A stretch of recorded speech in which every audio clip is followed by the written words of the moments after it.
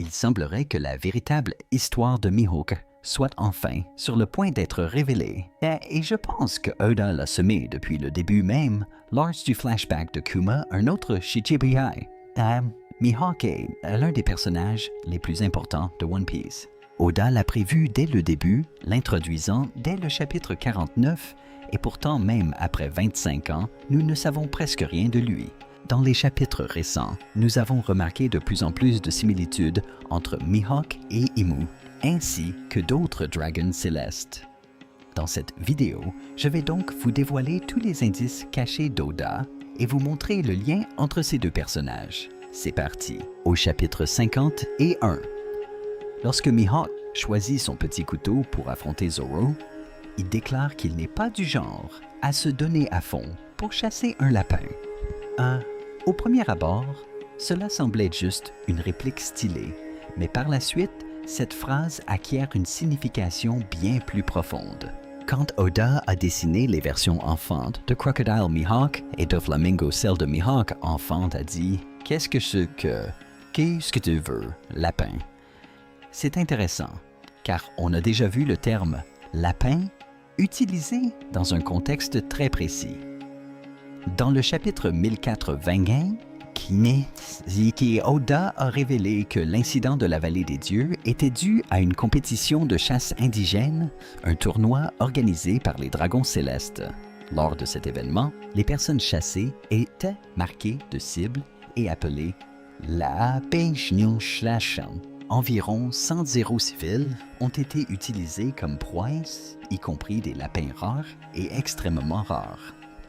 Ce n'est pas un hasard, car Mihawk emploie une expression similaire à plusieurs reprises. À Marineford, après avoir éliminé quelques pirates, il a déclaré ne pas se souvenir du visage de chaque insecte qu'il écrase. Or, insecte est le terme utilisé par les dragons célestes et Saturne, par exemple pour désigner l'humanité. Oda aurait pu choisir un autre mot, mais non, c'était intentionnel. Intentional, tout comme les yeux de Mihawk. Depuis le début de l'histoire, il était évident que Mihawk possédait un pouvoir particulier, un sens ou une race spéciale en raison de la couleur et de la forme unique de ses yeux. Après la révélation d'Im, nous avons eu un indice clair Im et Mihawk pourraient être liés d'une même manière ou d'une autre, ou partager une capacité similaire. Mihawk est inspiré de Vlad l'Impalure, également connu sous le nom de Vlad Dracula. Ce personnage historique est aussi celui qui a inspiré le célèbre vampire Dracula de la culture populaire dans One Piece. Durant la guerre de Marineford, on a vu Mihawk affronter Luffy et lancer une attaque où il semblait tenter de l'empaler, rappelant la méthode employée par Vlad Dracula contre Tizan. Dans le chapitre 1000, scène 4 fin, on a vu Im répéter le même coup contre Loki, mais contrairement à Luffy, cette fois-ci, l'attaque a atteint sa cible. Autre détail curieux, le parallèle dans les titres. Le chapitre où Mihawk a attaqué Luffy s'intitulait Luffy contre Mihawk. Le plus récent s'intitule Dieu et le démon. On dirait qu'Oda établit un parallèle Luffy représentant Dieu et Mihawk le démon. Je pense que tout cela confirme l'idée que le lien entre Am et Mihawk est bien réel. Pour conclure, l'attaque de Mihawk contre Luffy a lieu dans le chapitre 561, le Gorowazi de Luffy, un jeu de mots avec les chiffres SL 55, ce qui représente, même si, dans ce dernier cas, les chiffres sont inversés. Et autre détail à noter, la poignée du pistolet d'Im et la garde de l'épée de Yoru présentent des motifs ornementaux presque identiques. Parlons maintenant de l'enfance de Mihawk. Dans le SBS du volume 63, Oda a dessiné les 7 grands corsaires originaux enfants. Mihawk avait l'air rude, presque comme un gamin des rues qui devait se défendre avec une épée trouvée au hasard, mais il était probablement déjà extrêmement fort. D'après le vivre Card Databook, Mihawk était déjà célèbre avant même le début de l'ère des pirates. Il a actuellement 43 ans, ce qui signifie qu'il était déjà célèbre vers l'âge de 9 ans. Comment est-il devenu si fort si jeune? À mon avis, cela suppose qu'il a eu un maître, mais ce n'était pas Rayleigh, puisque ce dernier était encore sur le navire de Roger à cette époque. Un autre prêteur de talent de cette période dont je me souviens est Figureland Gerling. Mihawk pourrait-il être un ancien chevalier sacré? Comme je l'ai mentionné son nom, Dracul vient de Dracula et signifie « fils du dragon ». Bien que cela puisse désigner un démon, on peut aussi l'interpréter comme le fils d'un dragon céleste. En résumé, je pense que Mihawk est un dragon céleste qui s'entraînait pour devenir chevalier sacré, mais qu'il a été trahi et abandonné, tout comme Doflamingo. C'est probablement là qu'il a entendu des termes comme lapin ou insecte lors des jeux de chasse traditionnels. Aucun des dragons célestes que nous avons vus jusqu'à présent n'a des yeux comme ceux d'Imus ou de Mihawk. Comment est-il donc possible que Mihawk soit l'un d'eux? Je l'expliquerai dans quelques instants, mais avant cela, laissez-moi vous décrire ce qui a pu se passer durant son enfance. Dans le tome 58 de B.S., Oda a révélé que Mihawk a vécu une terrible trahison. Il a expliqué que Mihawk, à l'instar de Crocodile, est quelqu'un de méfiant. Le fait que Mihawk ait été trahi et qu'il ait des problèmes de chasse, de confiance, a d'ailleurs été suggéré à plusieurs reprises dans l'histoire. Et il semble avoir l'habitude de repousser les gens comme il l'a fait avec Perona. Lorsque Buggy s'est retrouvé en difficulté, son équipe principale s'est immédiatement rangée du côté de Crocodile, en particulier Monsieur 3 compte tenu de tout ce qu'ils avaient traversé ensemble. La réaction de Mihawk face à la trahison, ainsi que les propos de Crocodile concernant leur méfiance commune envers autrui, laissent fortement supposer que Mihawk a lui-même été trahi par le passé. Il est resté sans équipage pendant de nombreuses années probablement, parce qu'il ne pouvait plus faire confiance à personne après cet événement. Quoi qu'il en soit, il est clair que la trahison de Mihawk a marqué l'histoire de One Piece, puisque même Crocodile en avait connaissance et s'en souvenait encore des années plus tard. Cette trahison a poussé Mihawk à traquer les Marines, les forces du gouvernement mondial, ce qui lui a valu le surnom de chasseur de Marines. Le parallèle avec le parcours de Zoro est frappante. Si Zoro était surnommé le chasseur de pirates, est finalement devenu pirate chat. Le cas de Mihawk est inverse. Il pourrait avoir été l'un des dragons célestes qui ont traqué son propre peuple. De plus, si Zoro est effectivement apparenté à Ryuma et Mihawk au dragon céleste, cela signifie que ce combat était prédestiné depuis leur naissance à leur insu. Ryuma aurait pu gagner sa réputation en terrassant le plus puissant épéiste de dragon céleste de son époque, s'emparant ainsi du titre de dieu de l'épée. L'histoire de Mihawk pourrait présenter des similitudes avec celle de Monkey D. Dragon, un autre personnage mystérieux de One Piece. Si Mihawk pourrait être un ancien dragon céleste ayant traqué des Marines Dragon, est un ancien Marine qui a rejoint la lutte contre les dragons célestes et le gouvernement mondial. La dynamique familiale au sein des familles de dragons célestes était et pour le moins fascinante. On y trouve souvent un frère ou une sœur vertueux, si, et un frère ou sœur malfaisant, i. De Shamrock à Shanks, en passant par Doflamingo et Corazon, ces exemples sont nombreux. Je ne m'aventurerai pas à spéculer sur ce qui s'est passé, mais il était tout à fait possible que Mihawk ait été l'un de ses frères et ses sœurs vertueux, ses trahis par son frère ou par sa famille. Depuis, il voue une haine farouche au dragon céleste. Et cela se voit clairement. Pourquoi Mihawk a-t-il cessé de combattre Shanks après que ce dernier ait perdu son bras? Est-ce simplement parce que Shanks n'avait plus qu'un bras? Cela a toujours paru absurde et nous n'avions aucune autre explication avant que Oda ne révèle la véritable raison du sacrifice de Shanks. Shanks a rejoint les Chevaliers Sacrés et a sacrifié son bras non seulement pour inspirer Luffy, mais aussi pour effacer la marque de l'abîme.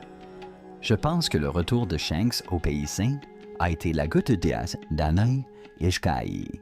Amiga Fajai a débordé le vase pour Mihawk, mais il l'a compris, car Mihawk connaissait le plan de Shanks. Mihawk m'a Shanks attendit que Luffy éveille sa forme Nika. Cela était si sous-entendu dès le début, c'est à l'arrivée de Mihawk. L'île de Shanks où se trouve la prime de Luffy. Ils sont bien plus proches que vous ne le pensez. Peut-être, mais ce sera le sujet d'une autre vidéo. Pour l'instant, parlons du lien possible entre Imu et Mihawk. À Elbaf, nous avons observé quelque chose d'important. Lorsqu'Imu prend possession du corps de Ganko, ses yeux changent et commencent à au sien. Cela signifie qu'il ne s'agit pas seulement d'un transfert d'esprit, mais que le corps est également affecté. Et si le père de Mihawk avait lui aussi été possédé par Imu, c'est peut-être pour cela que Mihawk a hérité de certains traits d'Imu. Je ne vais pas trop m'étendre sur le sujet, car il se peut que des spectateurs regardent Atom et à YouTube des règles strictes, mais vous comprenez l'idée. Il pourrait s'agir d'une expérience menée par les 5 doyens ou par M pour créer des guerriers plus puissants grâce à l'essence ou aux capacités d'Aim. On sait déjà que Saturne n'hésitait pas à mener des expériences scientifiques inhumaines sur des victimes de son choix afin de faire progresser ses recherches. Prenons l'exemple des écailles de Saphir. Et si vous pensez que l'idée qu'Im possède le corps du père de Mihawk est excessive, souvenez-vous de l'histoire de Kuma et Ginny. C'était bien plus tragique. Il me semble qu'Im tente de recréer la technologie du siècle oublié. Le premier indice est la présence de Vegapunk et le second provient du chapitre précédent. Lorsque Im a grandi, Loki a évoqué la gigantification. La gigantification désigne le processus d'augmentation artificielle de la taille des êtres vivantes. Pendant des siècles, de nombreux esprits brillants du gouvernement mondial ont tenté d'atteindre la gigantification sans succès. Même Vegapunk n'y était pas parvenu et a déclaré que le siècle du vide était très avancé, ce qui laisse fortement penser qu'ils avaient déjà percé le secret de la gigantification. C'est pourquoi la forme d'Im à Elbaf, qui semble très ancienne, est capable d'utiliser la gigantification. Im souhaite probablement recréer d'autres technologies également. C'est pourquoi il est si ouvert à l'expérimentation et Mihawk pourrait bien en être l'un des résultats. Lors d'un combat contre un séraphin ressemblant à Mihawk, Zoro a remarqué que ce clone possédait une étincelle d'humanité plus marquée que le véritable Mihawk. Cette phrase est cruciale car je ne crois pas que Mihawk soit un vampire au sens strict. Tout porte à croire qu'il est le fruit d'expérimentation M, jouant en quelque sorte le rôle d'un parent partiel. Il est même possible que Mihawk possède des traits de plusieurs individus. L'hypothèse qu'il soit un humain expérimental prend tout son sens lorsqu'on observe son groupe actuel, la Gilded Cross. Chaque membre cache des secrets et semble à la fois humain et inhumain. Nous avons déjà évoqué Mihawk, dont l'aspect inhumain réside dans ses yeux. Buggy possède un nez étrange, presque inexplicable, et si l'on suppose que Mihawk est lié à Aimu, alors Buggy est clairement lié à Rocksteady, Xebec. Même leurs avis de recherche présentés et des similitudes frappantes. Crocodile empoche une cicatrice distinctive qui lui donne un air presque de Frankenstein et cache un secret qui Venkov seul connaît. C'est l'un des sujets les plus théorisés au sein de la communauté One Piece, et pourtant, la vérité reste un mystère. En définitive, la présence de ces trois personnages ensemble n'est absolument pas le fruit du hasard. Ils portent tous des secrets et possèdent des particularités physiques hors du commun. Et si Mihawk était lié à Emu et à la lignée de Nerona Buggy, à celle de Davy et Crocodile à Joy Boy, ce n'est qu'une hypothèse. L'existence de Mihawk en tant qu'expérience fut un succès. Ses yeux ont révélé la vérité. Figarland Garling ou d'autres puissants épéistes l'ont probablement entraîné dès son plus jeune âge. Et grâce aux gènes uniques et au talent naturel de Mihawk, il est devenu incroyablement fort très tôt. Durant son séjour chez les Dragons Célestes, il a certainement entendu des gens traiter les gens ordinaires de moutons ou d'insectes. C'est pourquoi Mihawk et les Dragons Célestes partagent un langage similaire. Mais à un moment donné, il a été trahi soit par sa propre famille, soit par quelqu'un qui l'enviait. Je ne m'étendrai pas trop sur ce sujet.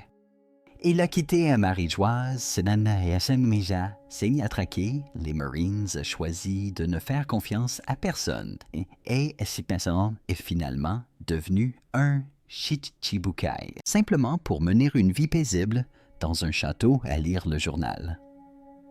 Il vit comme un vieil homme qui a déjà renoncé à la vie et pourtant il est encore dans la fleur de l'âge à seulement 43 ans. Peut-être qu'Imu est immortel de par ses gènes. C'est ainsi qu'est né un vampire. Et la plupart d'entre vous connaissent sans doute le manga/anime culte Vampire Hunter des années 80.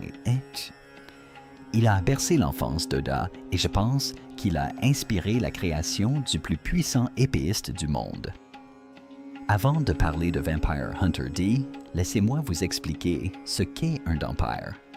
Un Dampire est un hybride entre un vampire et un humain, possédant ainsi le meilleur des deux mondes, le sang de vampire et le sang humain. Mihawk pourrait bien être un Dampire. Le personnage principal de l'anime porte un chapeau à large bord, semblable à celui de Mihawk, et manie une longue lame tout comme lui. Il y a aussi un personnage connu sous le nom d'ancêtre sacré, un être qui existerait depuis la nuit des temps.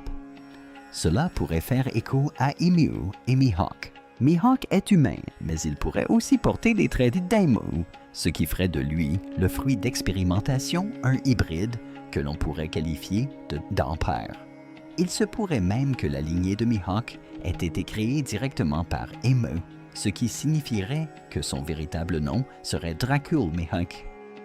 Si tout cela s'avère vrai, la guerre finale sera passionnante et s'inscrit pleinement dans le rêve de Zoro de devenir le plus grand épéiste du monde. Si Emu peut contrôler quiconque, possède une partie de son pouvoir, alors que se passerait-il s'il pouvait aussi contrôler Mihawk, qui pourrait être porteur d'une partie de ses gènes?